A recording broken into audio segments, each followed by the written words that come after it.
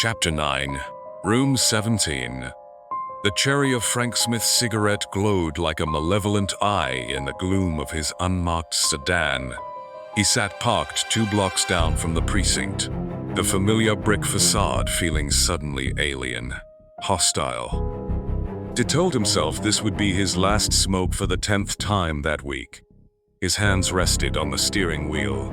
They trembled, not from nicotine, from rage, from helplessness, from the cold, hard slap of institutional betrayal. He had just spent the last hour locked in a futile battle with the federal database. Marcus Haveli's name, date of birth, social, case number. Every entry met the same digital wall. Access denied. File flagged national interest, security, NIS protection. Clearance level Delta 9 required. Delta 9. Frank didn't even know what that meant. It sounded like something reserved for foreign threats or classified black operations, not for a dead predator tied to a local abduction case. National interest security. The phrase echoed in his skull, sterile and obscene. Since when was burying predators a matter of national protection? Someone high enough to weaponize the NIS designation had buried Haveli's file so deep it might as well have never existed. Someone had decided the machine he served was worth shielding. Frank flicked the cigarette out the window and watched the ember die on the asphalt. The gesture felt small, futile. The badge she'd worn for 20 years suddenly felt heavier. There was only one road left. Off the books, off the grid, into the dark corners where favors replaced rules. Luis Santiago's office sat above a bodega in a neighborhood where the streetlights hummed more than they illuminated. The narrow staircase smelled of cumin, stale beer, and hot wiring. Frank knocked. Multiple locks disengaged. Luis looked older, grayer at the temples, thicker around the middle. But his eyes were the same, sharp, analytical, measuring. "Frank Smith," Luis said evenly, "you don't climb these stairs unless something's broken." Frank didn't sit. "You ever hear of Room 17? Luis froze. Not a twitch.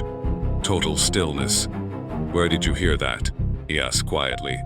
Frank held his gaze. Luis leaned back slowly. "Room 17 isn't a location," he said at last.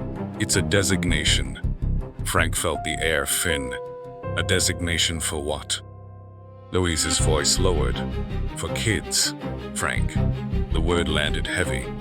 "Not random targets. Selected, catalogued, assigned.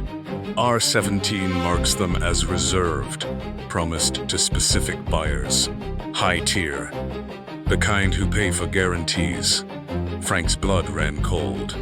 The sterile van, the lack of panic, the precision. It hadn't been improvisation. It had been protocol. "Who buys R17? Frank asked. Luis didn't answer immediately. He turned back to his monitors and began typing. Faster now, deeper, crossing lines he rarely crossed. Minutes passed.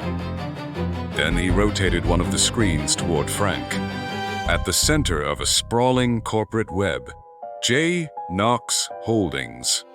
Offshore subsidiaries, security firms, private aviation, foundations, political donations, layer upon layer of insulation. Then another box appeared. Jeremiah Knox, alias Big J. Internal flag, person of interest, suspected financial link, R17 network. Frank stared at the name. The celebrity, the philanthropist, the public crusader, connected through money, through logistics, through silence. The cold inside him hardened into something sharper, not disbelief, fury. "You knew," Frank said. Luis didn't flinch. "Yes, I fed reporters.